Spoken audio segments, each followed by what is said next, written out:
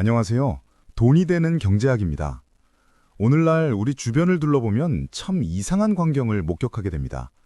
서울의 금싸라기 땅이라고 불리는 강남이나 홍대 같은 번화가 1층 상가들이 텅텅 비어있는 모습을 보신 적이 있으실 겁니다. 예전 같으면 권리금만 수억 원을 줘도 못 들어가서 안달이던 그 자리들이 왜 지금은 차가운 임대문이 딱지만 붙은 채 방치되고 있을까요? 단순히 경기가 나빠서라고 치부하기엔 세상이 돌아가는 논리 자체가 완전히 바뀌어버렸습니다. 우리는 지금 거대한 전환점 위에 서 있습니다. 비트코인이 1억 원을 넘나들고 디지털 자산이 뜨거운 감자가 된 지금 이 현상을 단순한 투기나 거품으로만 보는 분들은 아마 조만간 들이닥칠 거대한 경제적 해일에 휩쓸려 갈지도 모릅니다. 지금 우리가 겪고 있는 이 변화는 마치 1990년대 초반 인터넷이 처음 등장했을 때와 소름 돋을 정도로 닮아 있습니다. 당시 빌 게이츠가 미국의 유명 토크쇼에 나가서 앞으로는 인터넷으로 실시간 축구 중계를 보고 전 세계 사람들과 정보를 주고받을 것이라고 말했을 때 방청객들과 사회자는 배를 잡고 웃었습니다. 축구는 경기장에 가서 응원하며 보는 게 제맛인데 왜 그 느려터진 컴퓨터 앞에 앉아서 바보처럼 구경하느냐는 조롱 섞인 반응이었죠. 하지만 지금 2026년 현재 그들의 기웃음은 어떻게 되었습니까? 우리는 손바닥 안에 스마트폰 하나로 전 세계 모든 정보를 실시간으로 소비하고 있습니다. 인터넷은 이제 공기나 전기처럼 우리 삶에서 없어서는 안 될 필수 인프라가 되었습니다. 디지털 자산 역시 마찬가지입니다. 눈에 보이지 않는다고 해서 가치가 없는 것이 아닙니다. 오히려 눈에 보이지 않기 때문에 우리 경제의 뿌리 깊은 곳까지 침투하여 기존의 모든 질서를 재편하려 하고 있습니다. 특히 금융 선진국이라고 자부하는 나라들일수록 이 변화를 체감하는 속도가 느린 역설적인 상황이 벌어지고 있습니다. 한국처럼 집 앞만 나가면 ATM기가 널려 있고 스마트폰 뱅킹과 QR 결제가 완벽하게 구축된 나라에서는 디지털 자산의 필요성을 절실히 느끼지 못하는 게 당연합니다. 이미 너무 편리하기 때문이죠. 하지만 눈을 돌려 아프리카나 남미 혹은 전쟁의 포화 속에 있는 나라들을 보십시오. 자국 화폐가 종이 조각이 되고 은행 건물이 폭파되어 예금을 찾을 수 없는 절박한 상황에서 그들이 선택한 생존줄은 바로 비트코인이었습니다. 국가 권력도 통제할 수 없고 물리적 파괴로부터 자유로운 알고리즘 기반의 자산이 실질적인 통화 역할을 수행하고 있는 것입니다. 이것은 먼 나라 이야기가 아닙니다. 인프라라 부족했던 중국이 신용카드 단계를 건너뛰고 곧바로 모바일 페이먼트 시장의 글로벌 강자가 되었듯 지금 낙후된 지역에서 일어나는 디지털 자산의 혁명은 곧바로 우리 머리 위로 번져올 준비를 마쳤습니다. 우리가 비트코인의 가격 숫자에만 매몰되어 있을 때 진짜 고수들은 그 뒷단에서 돌아가는 시스템의 변화를 읽어냅니다. 전통적인 금융은 철저하게 사람 중심입니다. 은행 계좌 하나 만들려고 해도 내가 나임을 증명해야 하고 수많은 서류와 승인 절차가 필요합니다. 하지만 인공지능에 지배하게 될 미래 경제 시스템에서는 이런 인간 중심의 절차가 거대한 병목 현상을 일으키게 됩니다. 여러분이 잠든 사이 여러분의 인공지능 비서가 가장 가성비 좋은 여행 상품을 예약하고 결제까지 마쳐야 하는데 결제 단계에서 사람의 공인인증서나 생체인식을 기다려야 한다면 그것을 진정한 인공지능 시대라고 부를 수 있을까요? 기계와 기계가 서로 소통하며 즉각적으로 가치를 교환하는 세상에서 인간의 개입이 필요한 현재의 은행 시스템은 사실상 고물차와 다름없습니다. 결국 이 싸움은 단순히 어떤 화폐를 쓰느냐의 문제가 아닙니다. 누가 미래 경제의 고속도로를 선점하고 그 위에서 통행료를 거두느냐는 주도권 경쟁입니다. 과거 오프라인 서점의 황제였던 반스 앤 노블이 아마존의 등장을 보며 서점의 본질은 책 향기를 맡으며 종이를 넘기는 것이라며 비웃었을 때 그들은 이미 패배가 예정되어 있었습니다. 아마존은 책을 파는 곳이 아니라 데이터를 파는 곳이었습니다. 결국 전 세계 물류와 클라우드 인프라를 장악한 괴물이 되었습니다. 지금 우리 곁에 다가온 디지털 자산과 인공지능의 결합은 바로 제2의 아마존 탄생을 예고하고 있습니다. 이 거대한 흐름 속에서 우리가 놓치고 있는 가장 치명적인 포인트는 과연 무엇일까요? 단순히 편리함을 넘어 우리 지갑의 근본적인 정의를 뒤흔드는 자율경제의 민낯을 들여다보면 소름 끼치는 진실이 숨어 있습니다. 인공지능이 스스로 판단하고 소비하는 자율경제 시스템은 더 이상 공상과학 영화 속 이야기가 아닙니다. 우리가 흔히 사용하는 인공지능 에이전트가 단지 정보만 찾아주는 단계를 넘어 실제로 돈을 쓰고 결제하는 주체가 된다면 어떤 일이 벌어질지 상상해 보셨습니까? 구글이나 오픈 AI의 최신 모델들은 이미 사용자의 취향을 완벽하게 학습하여 최적의 여행 경로를 짜고 숙소를 예약하는 수준까지 올라와 있습니다. 그런데 여기서 결정적인 걸림돌이 하나 등장합니다. 바로 현재의 은행 시스템입니다. 지금의 금융체계는 철저하게 사람의 신분 확인, 즉 KYC 과정을 거쳐야만 작동하도록 설계되어 있습니다. 기계가 아무리 똑똑하게 예약을 맞춰도 마지막 결제 버튼을 누르는 순간 주인님 잠깐만요. 당신이 진짜 주인인지 신분증 좀 보여주세요. 라는 인증 절차가 필요한 것입니다. 이것은 인공지능 시대의 흐름을 정면으로 거스르는 거대한 장벽입니다. 진정한 자율경제가 실현되려면 처음부터 끝까지 인간의 개입 없이 기계와 기계가 서로 가치를 주고받는 머신-투-머신 결제가 이루어져야 합니다. 하지만 우리가 사용하는 원화나 달러 같은 법정 화폐는 태생적으로 알고리즘 기반이 아닙니다. 은행 서버에 기록된 숫자에 불과하며 중앙 통제기관의 승인이 없으면 한 발짝도 움직일 수 없습니다. 반면 비트코인이나 이더리움 같은 디지털 자산은 그 자체가 알고리즘이며 지갑과 지갑 사이에서 즉각적인 가치 이전이 가능합니다. 인공지능 에이전트에게 디지털 지갑을 하나 쥐어주는 순간 그 비서는 전 세계 어디서든 제약 없이 경제 활동을 시작할 수 있게 되는 것입니다. 이것이 바로 우리가 디지털 자산을 단순히 코인 가격의 등락으로만 봐서는 안 되는 결정적인 이유입니다. 더 나아가 우리가 주목해야 할 지점은 기존 금융권의 지형 변화입니다. 한국의 수많은 페이 서비스들을 떠올려 보십시오. 카카오페이나 네이버페이 혹은 삼성페이 모두 편리해 보이지만 그 밑단에는 결국 전통적인 은행 계좌가 뿌리 깊게 박혀 있습니다. 은행 계좌가 없으면 페이 서비스는 한낱 껍데기에 불과합니다.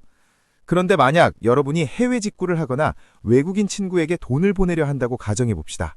상대방이 한국 은행 계좌가 없다면 결제는 막히고 송금 수수료는 터무니없이 비싸집니다. 글로벌 시장을 상대로 장사하는 기업들에게 이런 국가별 금융장벽은 성장을 가로막는 치명적인 독소 조항입니다.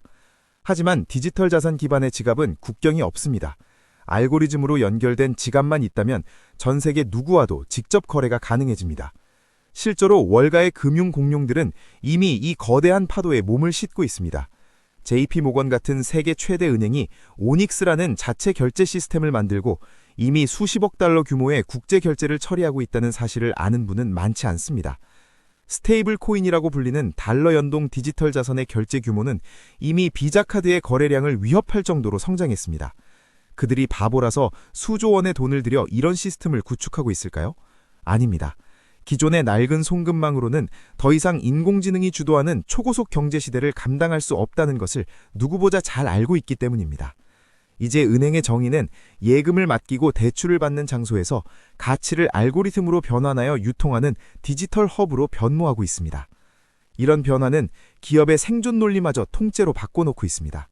앞서 언급한 강남의 비인상가들처럼 입지가 좋으면 돈을 벌던 시대는 끝났습니다.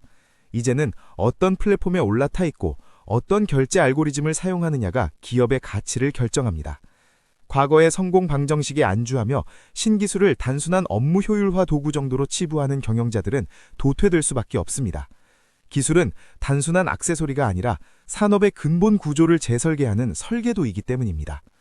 그렇다면 과연 이 거대한 재편 과정에서 승자와 패자를 가르는 결정적인 차이는 어디에서 발생하는 것일까요? 전 세계 시가총액 순위가 뒤바뀌고 새로운 부의 권력이 탄생하는 그 짜릿한 반전의 순간을 목격하게 되면 여러분은 아마 지금 당장 행동하지 않고는 못 베기실 겁니다. 전 세계 시가총액 순위가 뒤바뀌고 새로운 부의 권력이 탄생하는 그 짜릿한 반전의 순간은 이미 우리 눈앞에서 펼쳐지고 있습니다. 과거의 경제가 물리적인 땅과 건물을 가진 자들의 전유물이었다면 이제는 디지털 영토를 선점한 자들이 모든 부를 독식하는 승자 독식의 시대로 진입했습니다. 여러분은 전 세계에서 가장 큰 호텔 체인이 어디라고 생각하십니까? 힐튼이나 메리어트 같은 으리으리한 호텔 건물을 가진 기업들을 떠올리시겠지만 정작 전 세계 숙박 시장을 지배하는 에어비앤비는 단 하나의 호텔 객실도 소유하고 있지 않습니다. 우버 역시 단 한 대의 택시도 직접 운영하지 않으면서 전 세계 이동수단의 정점에 서 있습니다. 이것이 바로 기술이 산업의 논리를 재정의했을 때 벌어지는 마법 같은 현상입니다. 이제 그 화살표는 인공지능과 디지털 자산의 결합이라는 최종 목적지를 향하고 있습니다. 과거 인터넷이 정보의 이동을 자유롭게 만들었다면 이제 디지털 자산은 가치의 이동을 빛의 속도로 변모시키고 있습니다. 테슬라를 위협하는 글로벌 자동차 기업들이 스스로를 자동차 제조사가 아닌 인공지능 인프라 기업으로 선포하는 이유도 여기에 있습니다. 자율주행 자동차가 도로를 달리는 미래에는 차가 스스로 충전하고 스스로 통행료를 내며 남는 시간에는 택시 영업을 해서 스스로 돈을 벌어옵니다. 이때 자동차가 벌어들인 수익을 정산하고 부품 교체 비용을 결제하는 모든 과정은 인간의 손을 타지 않는 디지털 지갑과 알고리즘 화폐를 통해 이루어지게 됩니다. 이것은 단순한 상상이 아니라 현재 진행 중인 거대한 인프라 구축 사업의 일환입니다. 우리가 주목해야 할 실질적인 데이터는 이미 전통 금융의 성벽이 무너지고 있음을 증명합니다. 스테이블 코인인 USDT나 USDC의 연간 결제 규모가 전 세계 카드 결제의 상징인 비자의 거래량을 추월했다는 소식은 금융계에 큰 충격을 주었습니다. 비자가 수십 년간 쌓아올린 결제망을 단 몇 년 만에 디지털 자산 알고리즘이 따라잡은 것입니다.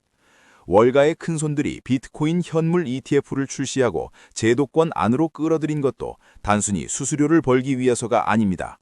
디지털 자산이 없이는 미래의 초고속 자율경제 시스템을 운영할 수 없다는 사실을 뼈저리게 깨달았기 때문입니다. 그들은 이미 종이화폐의 시대가 저물고 알고리즘이 지배하는 새로운 근본이제 시대가 오고 있음을 직감하고 있습니다. 이런 변화 속에서 가장 위험한 것은 공부하지 않는 경영자와 안일한 투자자들입니다.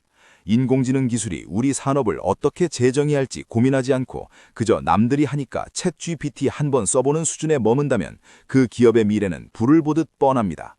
마치 인터넷 시대가 열렸는데도 여전히 팩스로 주문을 받던 기업들이 어떻게 사라졌는지 우리는 똑똑히 기억하고 있습니다. 지금의 변화는 그때보다 훨씬 빠르고 강력합니다. 인공지능이라는 두뇌에 디지털 자산이라는 심장을 달아주는 기업만이 살아남아 퀀텀 점프를 이뤄낼 것입니다. 산업의 순위가 통째로 바뀌는 이 대격변의 시기에는 어제의 1등이 오늘의 꼴찌가 되는 일이 너무나 쉽게 일어납니다.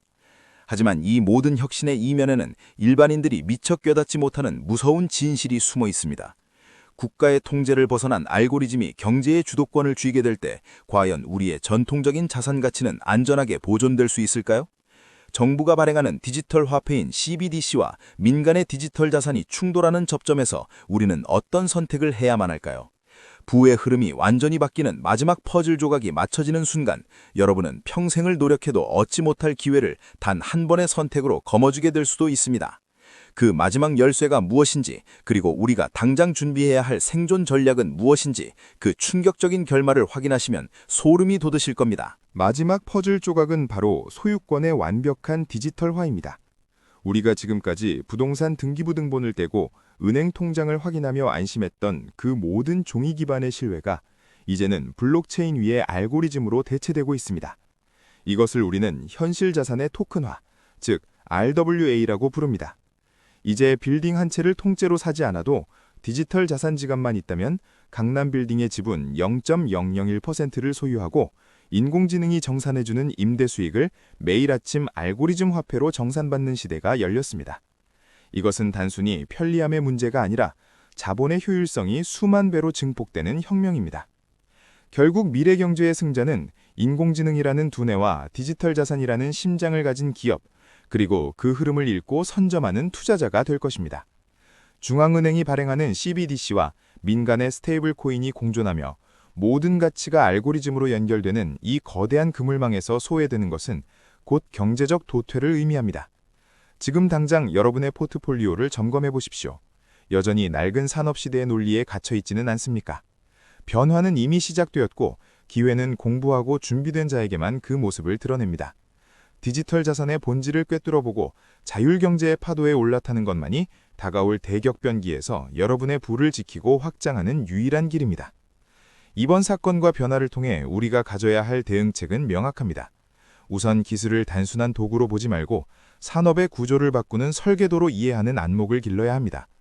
향후 시장은 전통금융의 벽이 허물어지고 인공지능 에이전트가 주도하는 자율경제로 빠르게 전환될 것입니다. 이 과정에서 실물 자산과 디지털 자산의 경계는 완전히 사라지게 될 것입니다. 여러분은 인공지능 비서가 여러분 대신 돈을 벌고 결제하는 이 자율경제 시대를 환영하시나요? 아니면 통제 불가능한 공포로 느끼시나요? 여러분의 솔직한 생각을 댓글로 남겨주시면 함께 고민해 보겠습니다. 오늘 내용이 여러분의 경제적 인사이트를 넓히는 데 도움이 되셨다면 돈이 되는 경제학 채널 구독과 좋아요, 그리고 알림 설정까지 꼭 부탁드립니다. 여러분의 작은 관심이 더 깊이 있는 분석을 만드는 큰 힘이 됩니다. 다음 시간에도 여러분의 지갑을 든든하게 만들어줄 돈이 되는 소식으로 찾아뵙겠습니다. 지금까지 돈이 되는 경제학이었습니다. 시청해주셔서 감사합니다.